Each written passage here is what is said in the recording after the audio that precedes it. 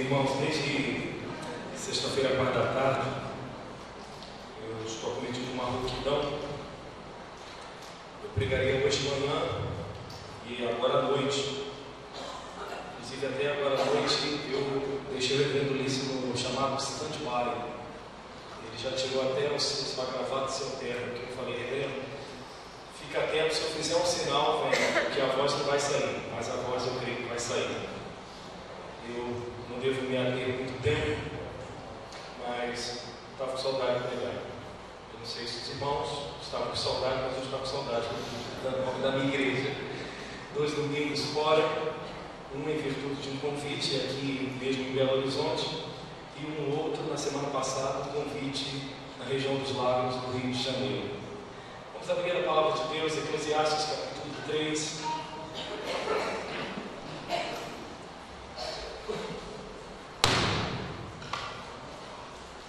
Eclesiastes capítulo 3, do versículo 1 até o versículo 8.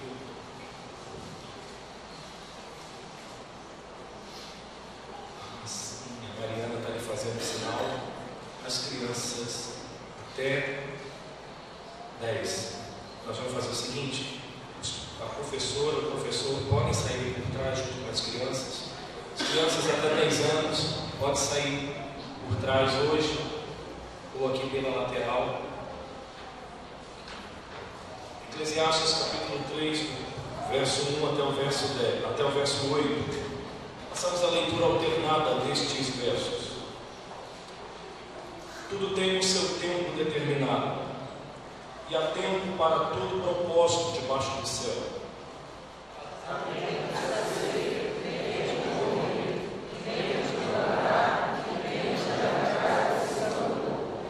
Tempo de matar e tempo de curar, tempo de derribar e tempo de edificar, tempo de chorar e tempo de rir, tempo de prantear e tempo de saltar de alegria, tempo de espalhar pedras e tempo de ajuntar pedras, tempo de abraçar e tempo de afastar-se de abraçar, tempo de buscar e tempo de beber, tempo de guardar e tempo de deitar fora, tempo de rasgar e tempo de coser, tempo de estar calado e tempo de falar, tempo de amar e tempo de aborrecer, tempo de guerra e tempo de paz.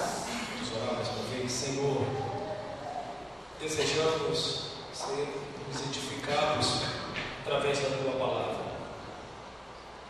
Porém, nós temos, ó Deus, um homem na utilização da Tua palavra, que é santa, que é perfeita, que é imutável, que transforma. Mas não obstante, ó Deus, o Senhor usar homens falhos, pecadores, mas que o Teu povo que se reúne aqui nesta noite, aqueles que são nossos convidados, estão aqui conosco, todos nós sejamos edificados pela Tua palavra.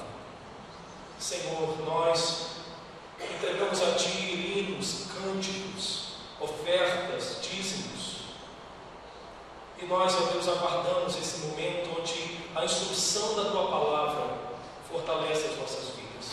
Portanto, Deus, que o Teu Espírito Santo descortine os nossos olhos, para que possamos contemplar, como diz o salmista, as maravilhas da lei do Senhor. Portanto, Senhor, usa-nos, fala, ó Deus, conosco, em nome de Jesus. Amém. Eu quero fazer agora uma pergunta e levá-los a imaginar algo. A pergunta que eu faço e quero levá-los a uma imaginação é: pense se Deus,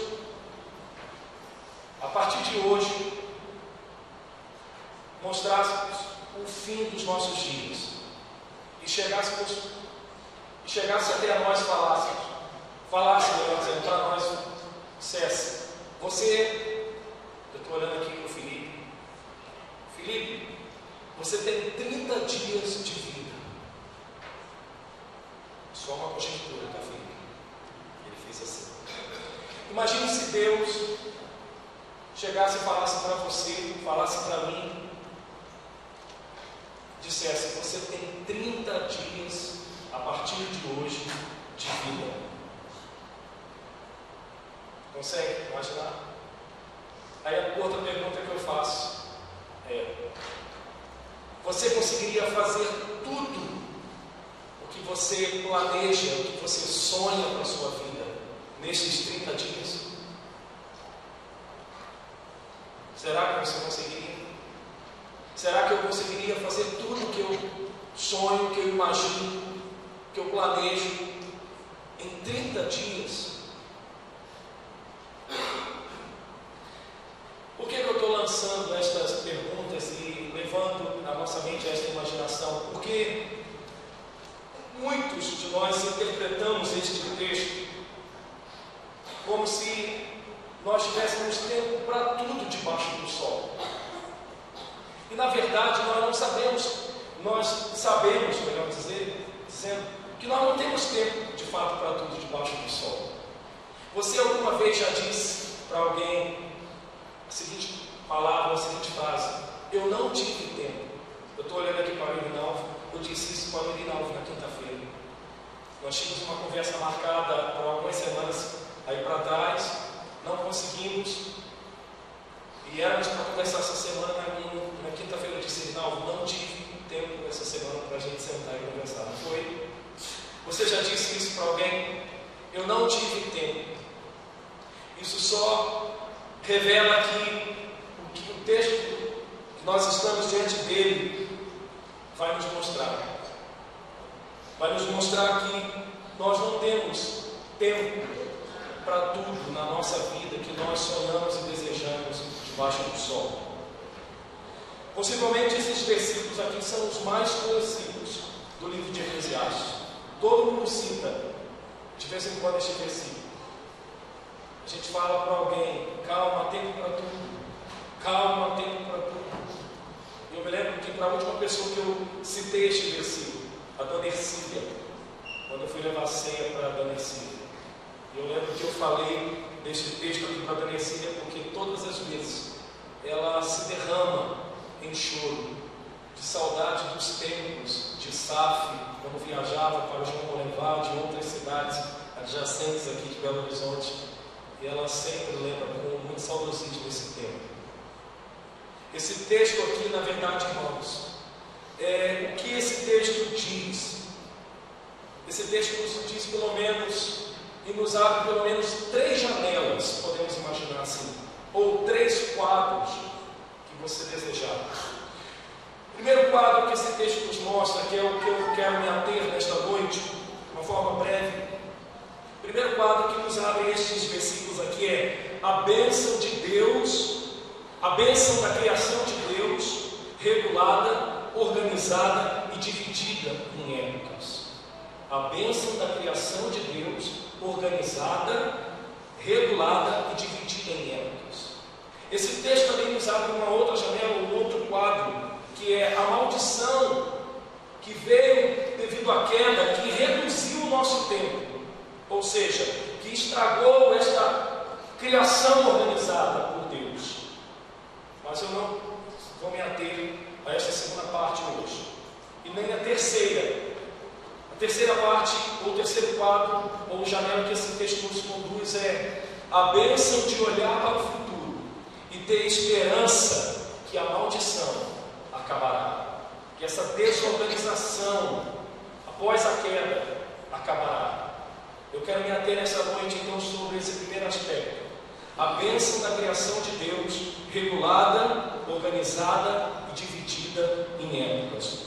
Volte seus olhos novamente para o verso 1. O verso 1 diz: tudo tem o que? O seu tempo determinado, e há tempo para todo propósito debaixo do céu.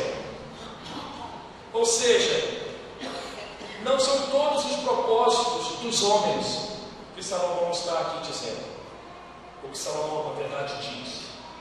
Este tempo determinado, este tempo com propósito debaixo do sol, não é o tempo do homem, porque nós acabamos de falar, nós não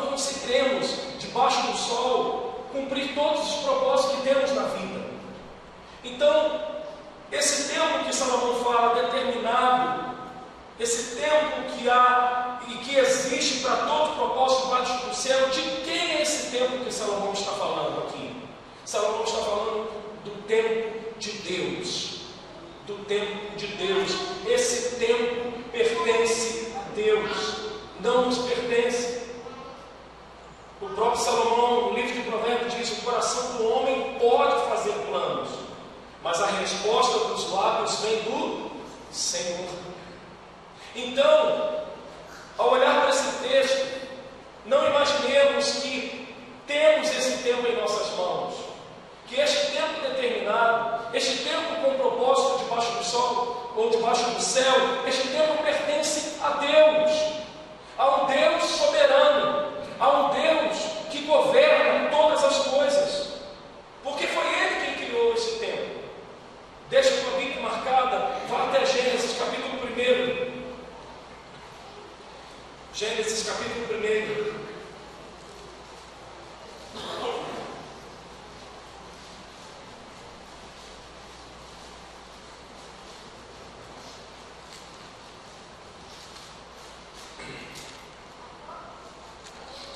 Eu vou apenas citar alguns versículos, eu gostaria que você acompanhasse.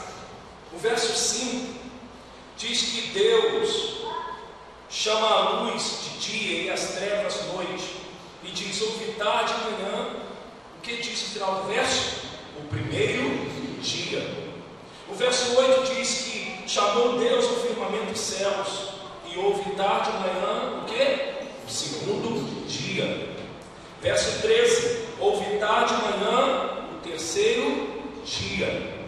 E assim nós temos a citação aqui no capítulo 1 dos sete dias que nós temos na semana. Mas olha o que diz o verso 14. Quero que todos nós leiamos este verso.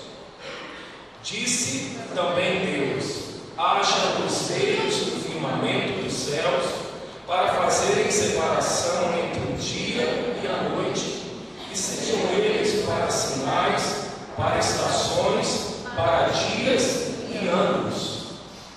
Irmãos, então, diante desta narrativa de Gênesis, da criação, a pergunta que eu faço é: quem então criou os dias, os meses, os anos, as estações que nós temos?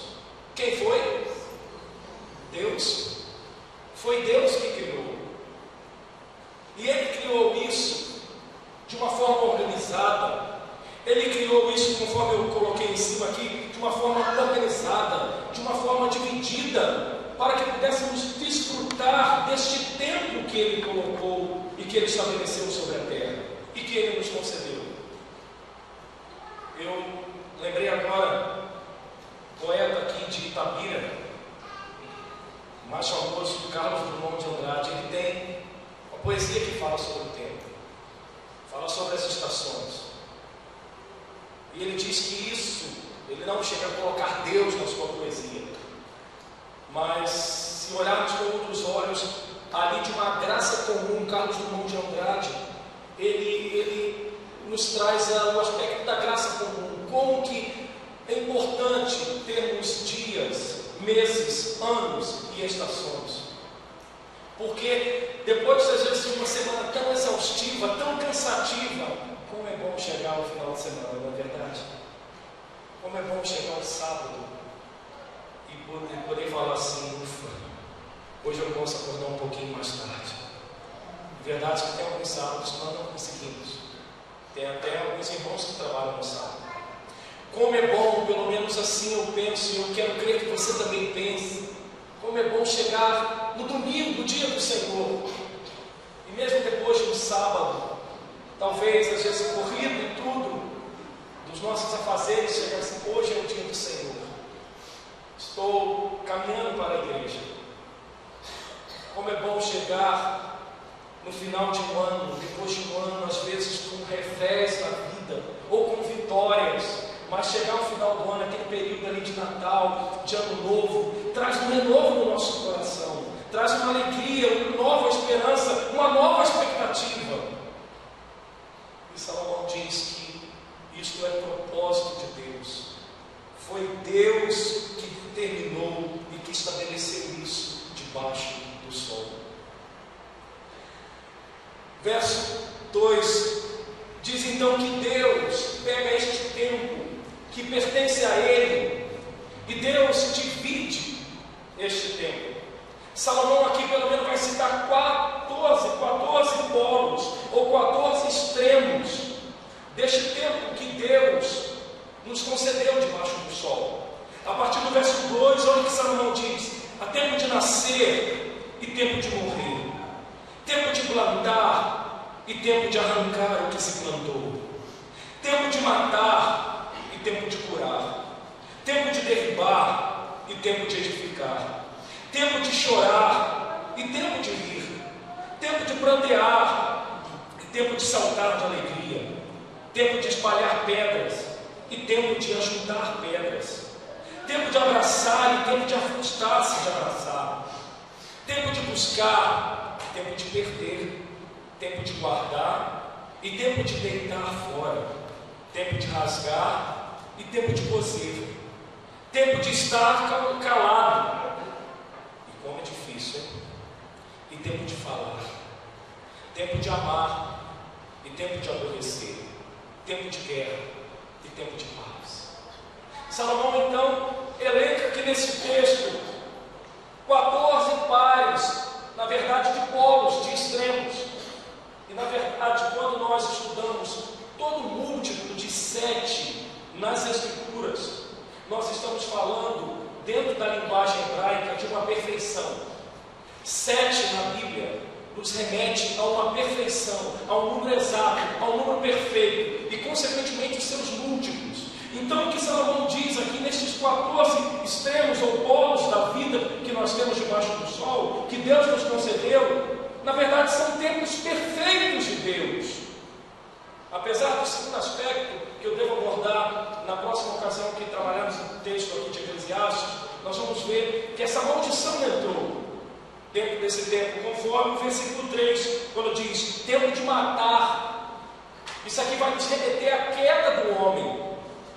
E quando ele trabalhou no extremo, tempo de curar, significa o tempo da redenção, onde na plenitude dos tempos Deus envia Cristo Jesus para nos redimir, para nos resgatar.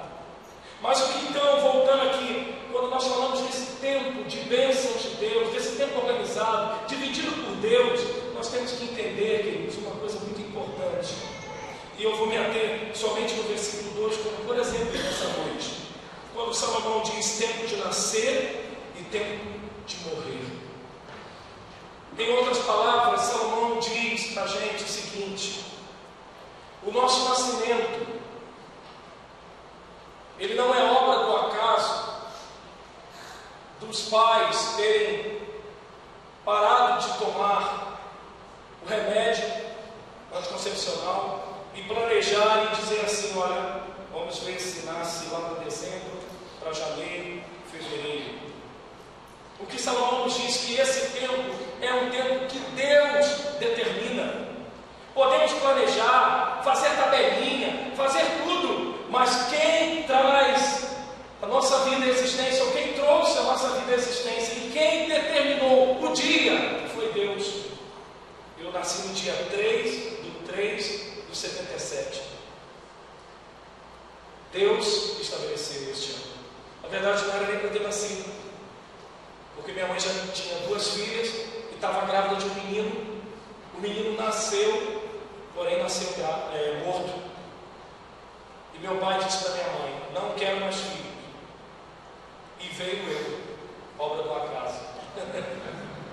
3/3/77. Foi Deus. Meu pai não queria, minha mãe relaxou. Ok, veio o Antônio. Foi Deus. Olha o que diz Davi no Salmo 139. Vá até o Salmo 139.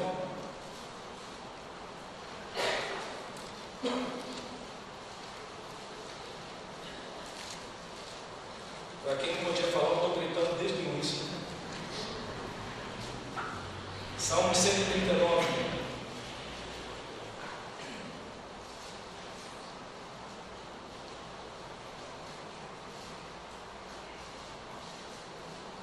Olha o que diz o verso 13, verso 14, 15 e 16, todos juntos, por favor, do 13 ao 16. Pois tu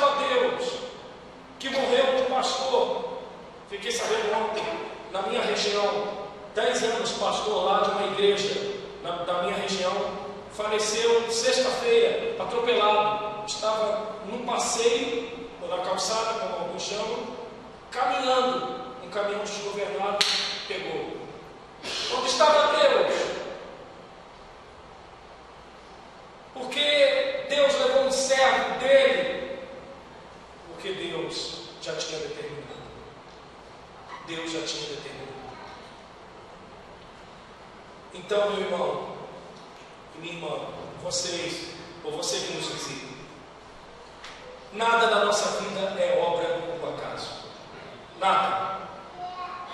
A gente até, na nossa fala, na nossa escrita, nós usamos por acaso.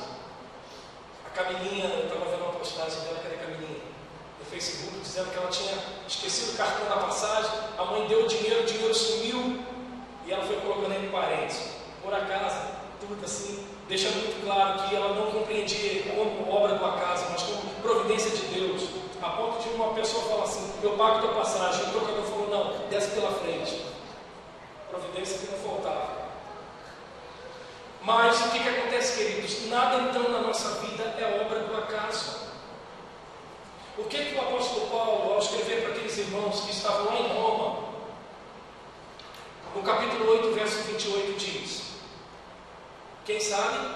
Sabemos que todas as coisas cooperam para o bem daqueles que amam a Deus, daqueles que são chamados segundo o seu propósito.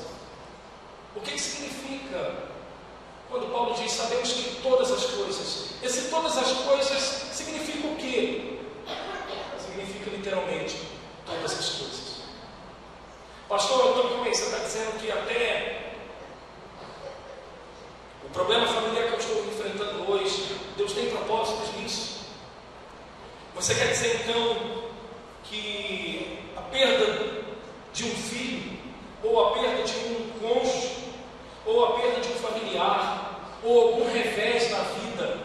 está dizendo que isso, Deus teve propósito?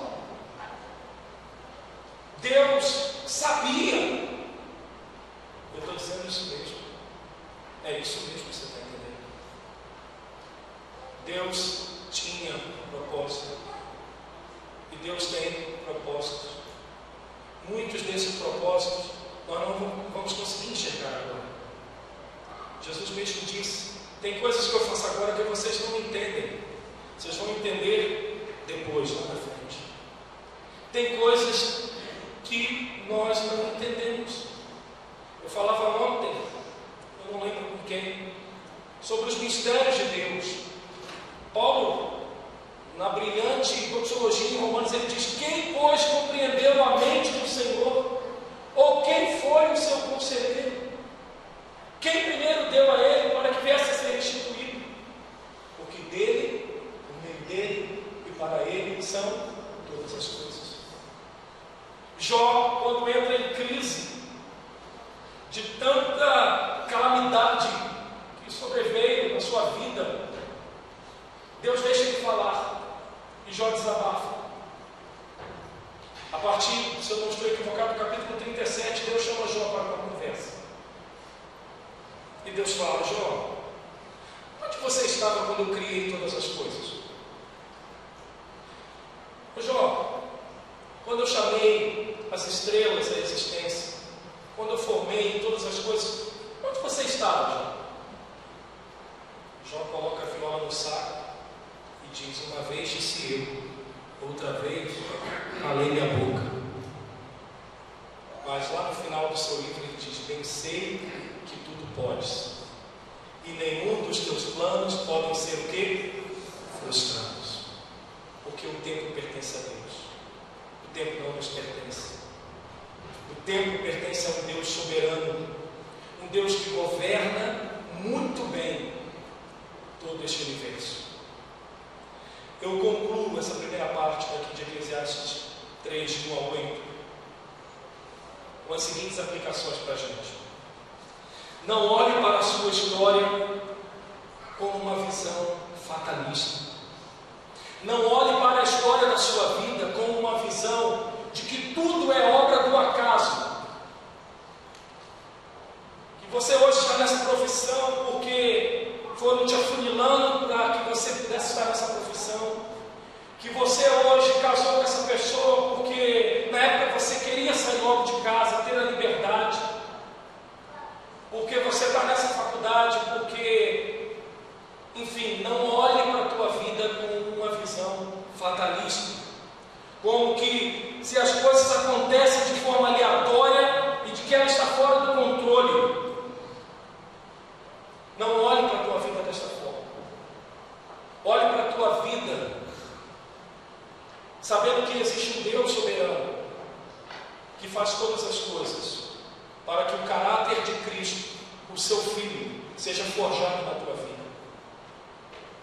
Até mesmo aquilo que é permissão de Deus. Existe dentro dos mistérios de Deus que a gente não consegue compreender, até mesmo pecados que nós cometemos, que Deus reverte essa situação para forjar a nossa vida, o nosso caráter. Existem decisões que nós tomamos na vida e que nós sustentamos até o final para não dar o braço a torcer que erramos, que até dentro da falha nossa, do orgulho, Deus trabalha na nossa vida. A gente não consegue compreender algumas coisas, mas a primeira aplicação que eu quero deixar para a minha vida e para a tua vida: não olhe para a tua vida com um olhar fatalista, de que está tudo fora do controle, ou como dizem alguns, Deus deu a corda neste mundo, no reloginho desse mundo, e o relógio está aí, ó, e Deus está distante, está longe. É um Deus tão transcendente que a gente não consegue, não. Ele é um Deus transcendente, sim. Está no alto e sublime trono. Mas o profeta Isaías diz que ele habita com o contrito e abatido. Os seus pés estão aqui nesta terra. Ele é um Deus imanente também. Então não olhe para a tua vida como obra do acaso. Olhe como uma obra de um Deus soberano. de um Deus que cumpre cabalmente a sua agenda para a minha vida e para a tua vida. A segunda aplicação: olhe para essas estações do ano, primavera, outono, inverno, ano após ano, meses após meses, dias após dias, não somente como um propósito soberano de Deus, mas olhe para estes tempos que Deus coloca sobre nós como um tempo para desfrutarmos das bênçãos de Deus. Não olhe simplesmente como um tempo de nascer, como um tempo de alegria, simplesmente. E para o tempo de morrer, como um tempo de tristeza. Desfrute desse tempo, porque neste tempo Deus tem suas bênçãos reservadas. No tempo de nascimento, por exemplo, aquele que é pai pela primeira vez passa a refletir sobre a vida e sobre a responsabilidade. Foi assim quando nasceu Marta. Quando minha filha mais velha nasceu, eu tinha, vou conseguir fazer o cálculo rápido, mas eu acho que no máximo 24 anos de idade. Quando eu vi aquela menina, magrelinha, estou olhando aqui para ela, porque hoje eu citei um exemplo dela de manhã, ela pegou comigo agora à noitinha. Pai, não gostei que você fez isso. Mas quando essa menina, magrelinha, que ainda continua, eu olhei ela no quarto, no colo da minha sogra, eu gelei. Eu falei, meu Deus, eu não posso perder o emprego.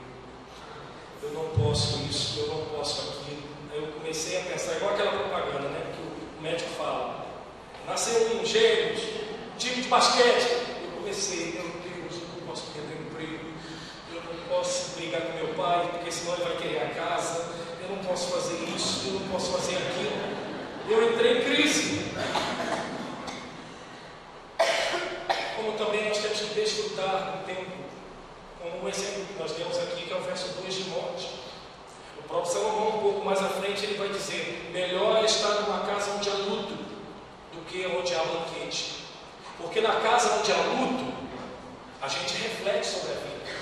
Você olhar um jovem dentro de um caixão, você, nossa, poderia ser eu.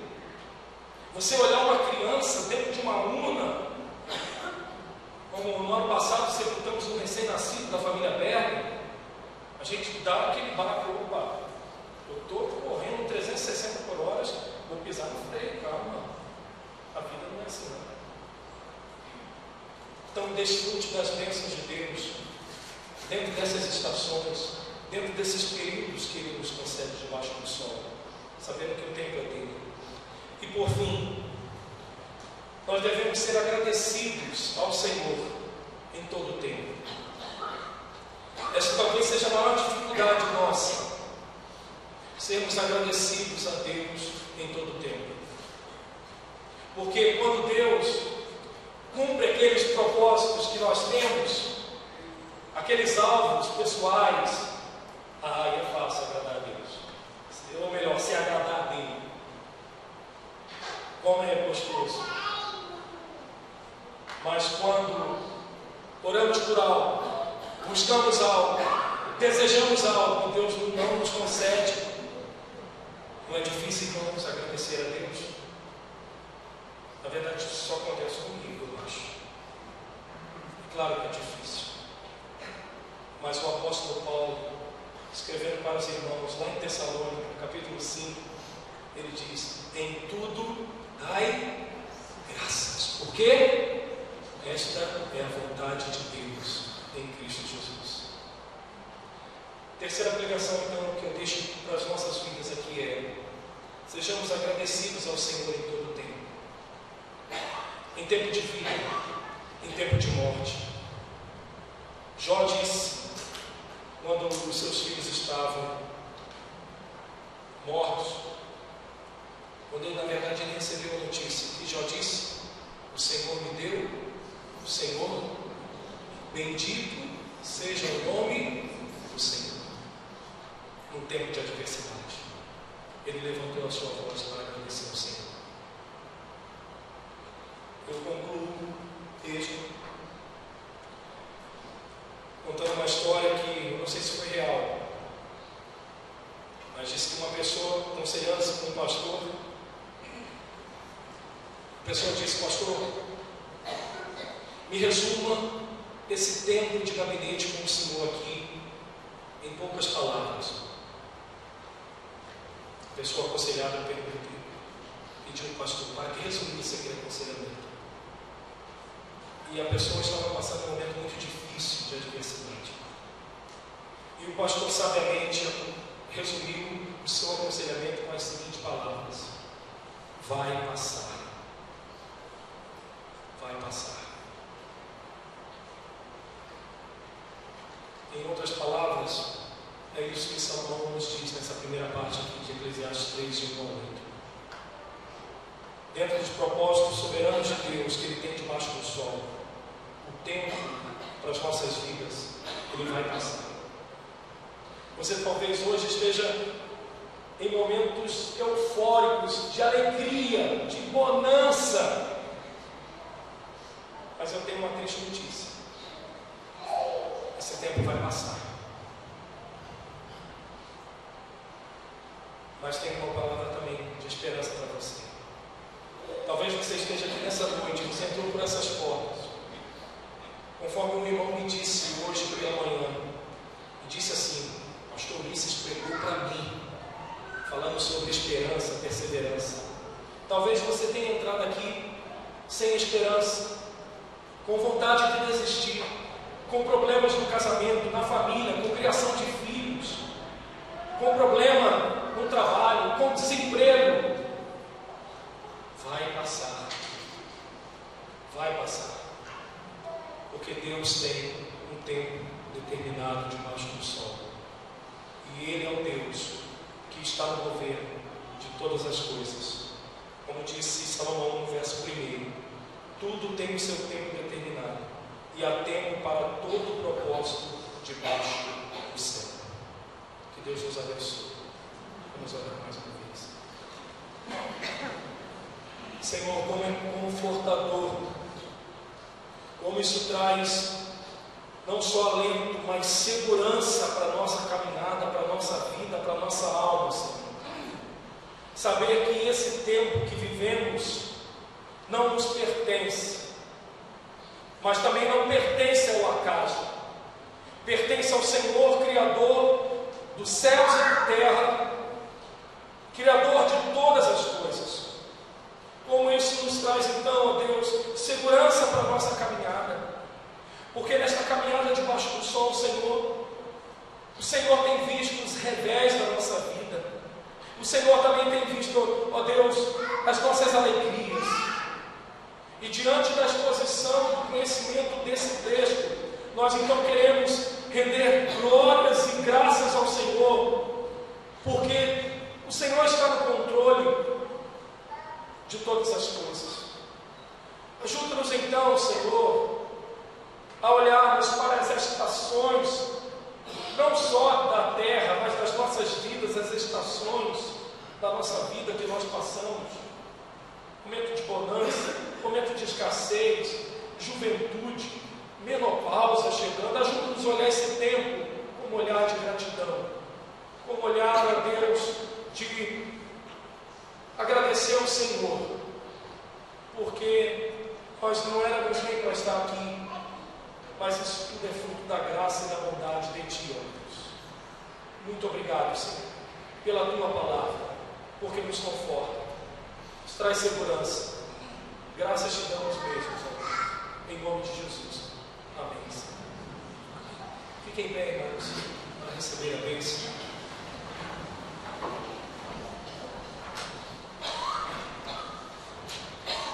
Que a maravilhosa graça do Senhor Jesus Cristo, o Cristo que veio na plenitude dos tempos que o Pai determinou, que o amor do nosso Deus, o Deus que nos amou antes da fundação do mundo, que o consolo, que a força, que a iluminação do Espírito Santo seja sobre as nossas vidas, ó Pai, e sobre o Teu povo, que está, ó Deus, em toda a terra, sendo chamado eficazmente pela Tua palavra, hoje e sempre. Amém, Senhor.